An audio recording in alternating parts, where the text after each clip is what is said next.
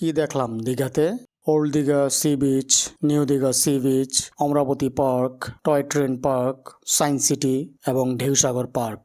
এখন কলকাতায় ফেরার পালা। এই ভিডিওতে থাকছে কিভাবে দীঘা থেকে কলকাতায় যাওয়া যায় এবং দেখব রাস্তার দুপাশের চোখ জুড়ানোর সৌন্দর্য দীঘা থেকে কলকাতা পর্যন্ত।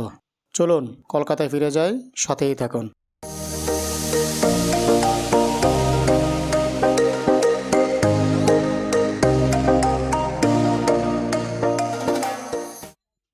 হ্যালো বন্ধুরা, সবাইকে ট্রাভেল বাই চ্যানেলে স্বাগতম। আপনি যদি ট্রাভেল বাই চ্যানেলে প্রথমবার এসে থাকেন, নতুন ভিডিও পেতে সাবস্ক্রাইব করুন। দীঘার মনোমুগ্ধকর এবং রোমাঞ্চকর সৌন্দর্য উপভোগ করে এখন কলকাতায় ফিরে যাবার পালা। এবার বাসে কলকাতা যাব। টিকিট কাটার পালা। এখন ওল্ড দীঘা বাস স্টেশনে আছি। আমাদের হোটেল ওল্ড দীঘাতে ছিল, তাই বাসের টিকিট কেটেছি ওল্ড দীঘা বাস স্ট্যান্ডের এই কাউন্টার থেকে। গ্রিন লাইন বাসে কলকাতায় যাব। বাসের টিকিটের দাম নিয়েছিল 450 রুপি জন প্রতি। বাস কাউন্টারের অপর দিকে রয়েছে দীঘা মার্কেট।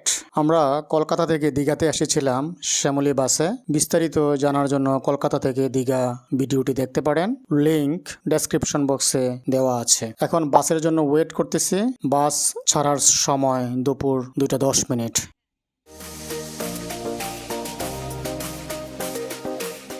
আমাদের বাস এসে গেছে, এখন বাসে উঠব। বাসের ইন্টেরিয়র দেখতে পাচ্ছেন। আমাদের সিট নাম্বার সামনের দিকে, সিট নাম্বার হলো 1 এবং 2। বাস ছেড়ে দিয়েছে। ডান দিকে old Digha auto stand.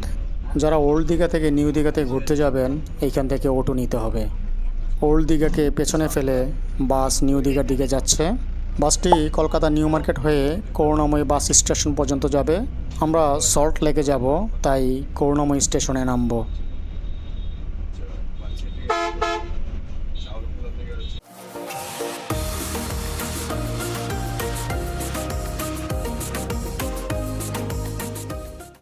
Digha থেকে এসপ্লানেড কিংবা নিউ মার্কেটের দূরত্ব প্রায় 180 কিলোমিটার। দীঘা থেকে করুণাময়ী বাস স্ট্যান্ডের দূরত্ব প্রায় 193 কিলোমিটার, যেতে প্রায় 4.5 ঘন্টা লাগতে পারে। নিউ দীঘা অতিক্রম করে দেখতে দেখতে আমরা ঐতিহাসিক দীঘা গেটে এসে পড়েছি। দীঘা গেট দীঘার একটি ল্যান্ডমার্ক।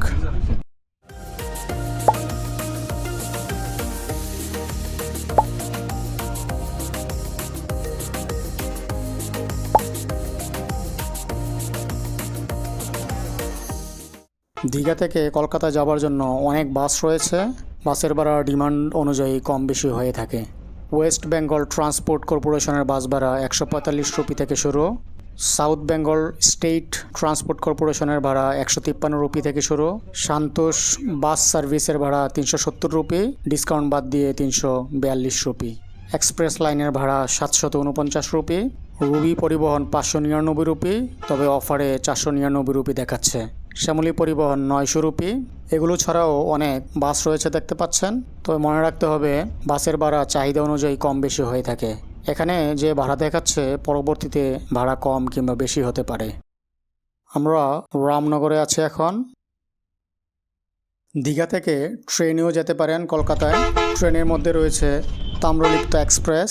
সকাল 10:35 ছাড়ে। 2S বা সেকেন্ড ক্লাসের ভাড়া 105 রুপি। চেয়ার কারের ভাড়া 380 rupee. Howrah super AC express বিকাল 3:30 ছাড়ে। ভাড়া chair car 463 rupee, executive class 1182 rupee. Paharia express বিকাল 5:25 ছাড়ে।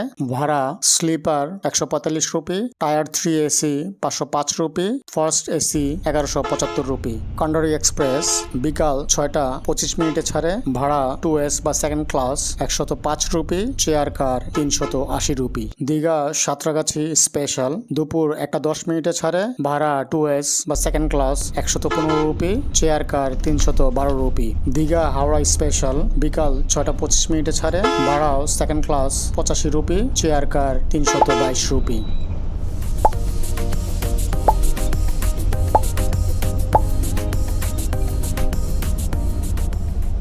এখন আমরা নারায়ণদিয়াতে আছি।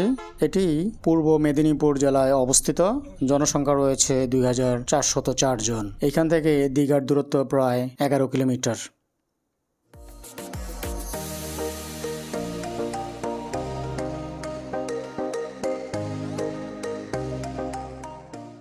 এখন আছি বনমালীপুর। এটি হুগলি জেলায় অবস্থিত। জনসংখ্যা ৩,৪৪৩ জন, ৭৪১টি পরিবার রয়েছে। এখনও প্রায় ৩ থেকে ৩.৫ ঘন্টা লাগতে পারে। প্রায় ৬০ কিলোমিটার গতিতে চলছে গাড়ি।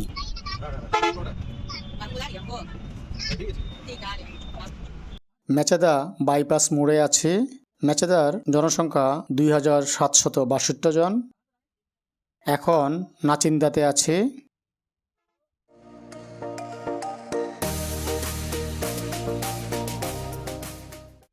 বাসে জনপ্রতি ১ বোতল খাবার পানি দিয়েছে। এখন বিকাল ৪:৩০। গাড়ি কিছুক্ষণের মধ্যে থামবে ব্রেক দেওয়ার জন্য।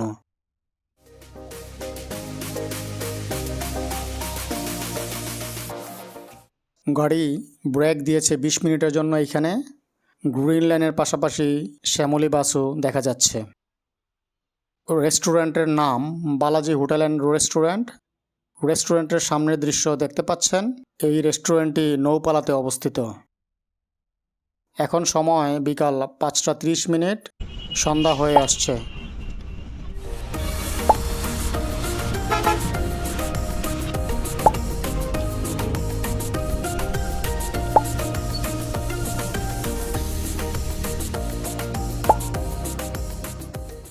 সাঁতরাগাছিতে আছে। প্রায় ১ ঘন্টা লাগতে পারে গন্তব্যে পৌঁছাতে।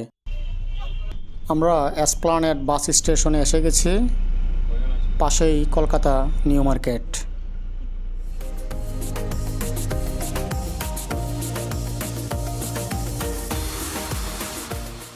আমরা পৌঁছে গেছি করুণাময়ী বাস স্ট্যান্ডে।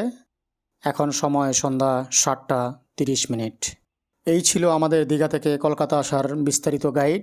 কলকাতা থেকে দীঘা ভ্রমণ এবং দীঘার দর্শনীয় স্থানের ভিডিওর লিঙ্ক ডেসক্রিপশন বক্সে দেওয়া আছে। আশা করি ভিডিওটি আপনাদের ভালো লেগেছে। ভিডিওটি যদি আপনার ভালো লেগে থাকে তাহলে লাইক, শেয়ার ও কমেন্ট করুন এবং সাবস্ক্রাইব করুন নতুন নতুন ভিডিওর আপডেট পেতে। সাথে থাকার জন্য ধন্যবাদ।